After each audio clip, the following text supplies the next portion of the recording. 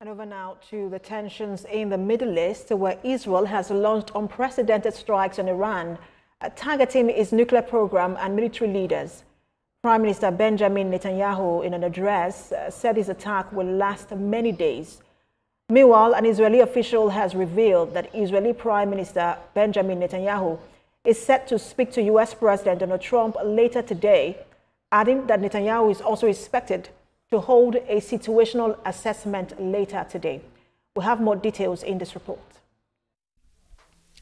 Israel launched a preemptive strike on Iran early on Friday, targeting Iranian nuclear facilities, senior military leaders and research scientists in a major escalation against Tehran.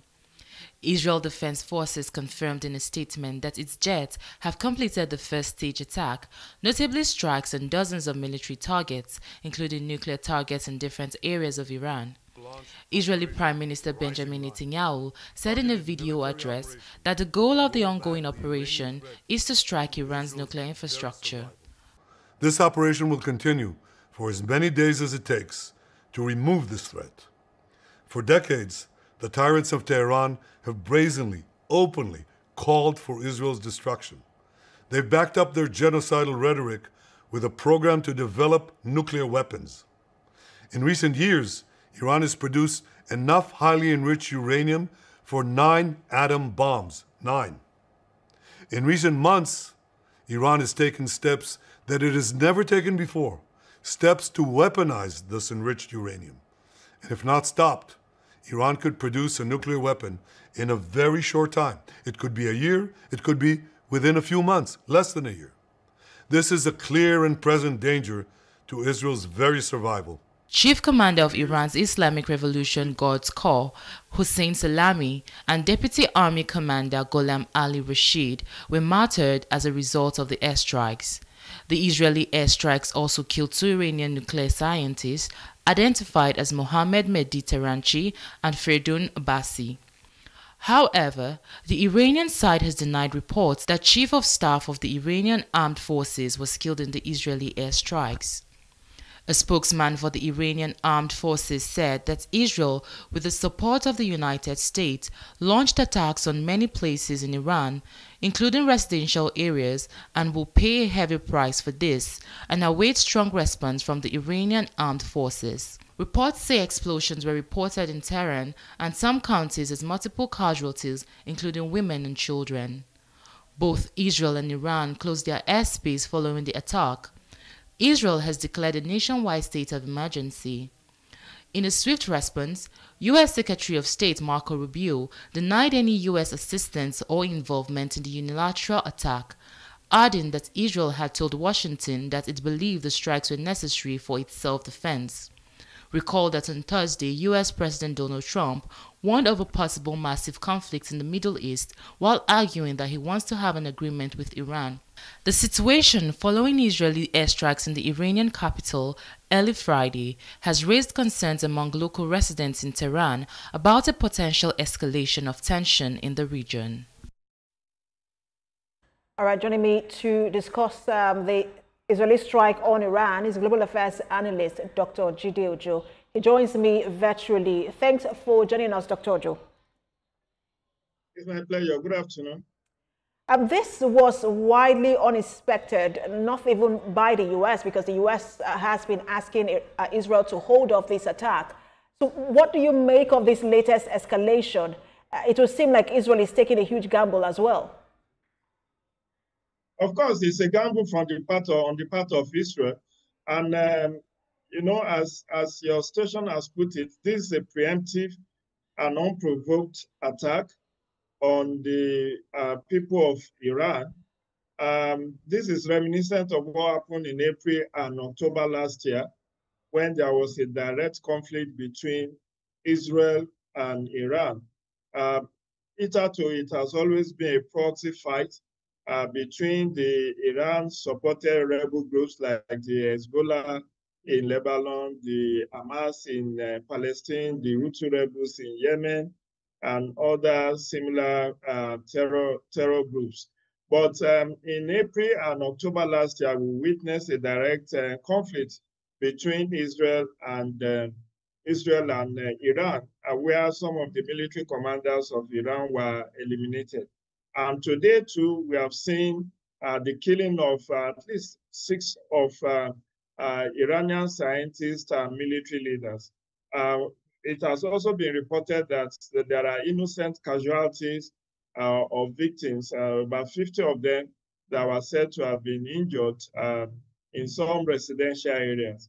And these are what is called collateral damage. Even if you target the military bases or the nuclear sites, you never will be able to guarantee that the civilian population will not be in any way affected.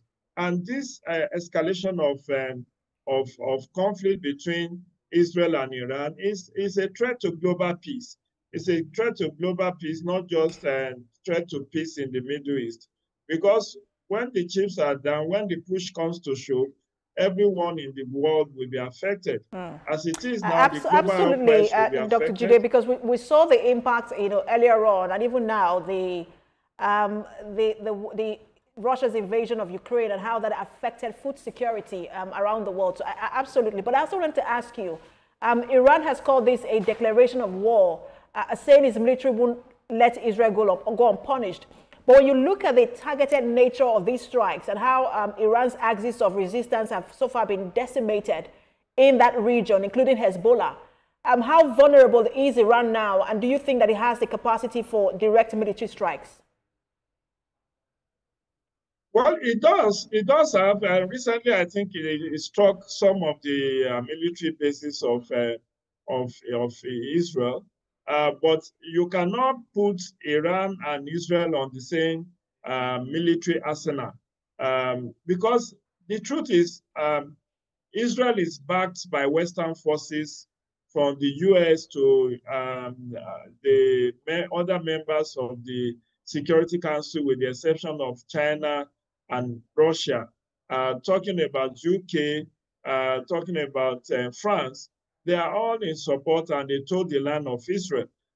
Germany is not a member of the Security Council, but we know that Germany is also aligned to Israel.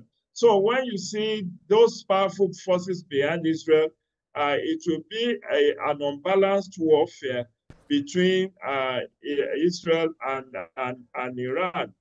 Because whether you like it or not, U.S. has been there for Iran, for Israel for a very long time. It has been supplying its military defenses or military air defenses. It has been supplying its quite sizable number of its arsenal. And, there are powerful Jewish lobby groups in the U.S. Political system. So it's a direct support that Benjamin Netanyahu and even the preceding Prime Minister of Israel has been enjoying but Dr. Jide right Ojo, from 1976 even at that, during the Yom Kippur War. The U.S. President Donald Trump was asking Israel to hold off, and yet Israel went on with this strike, almost as though Israel is saying, we do not believe in your capacity to negotiate a deal that would see Iran stop its nuclear arsenal development. But we also know that talks between the U.S. and Iran on this nuclear deal are about to enter its 6th day in Oman on Sunday. Earlier, Iran has accused the U.S. of supporting Israel's strikes. What leverage does Iran have now in these talks? And what do you think the impact of these strikes will have on that talk? Well, the only leverage that Iran has is that its neighbors, including the Saudi Arabia, which is one of the strongest allies of U.S., has also called for maximum restraint and have condemned the strike on Iran. So there's a united Arab antagonism against the strike in Iran.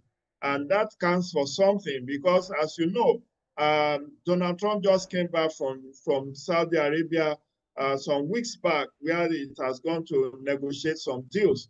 And I'm sure that America and indeed Israel would not want to be in conflict with Saudi Arabia. So to the extent that the Arab countries, Arab League of Nations are vehemently in support of Iran and has called for maximum restraint, including the International Atomic Energy has also weighed in and said this is a violation of international law.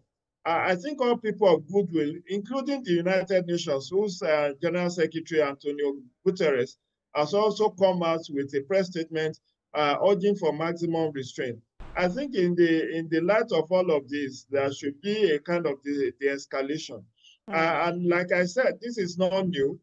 This happened in April last year. It happened in October last year.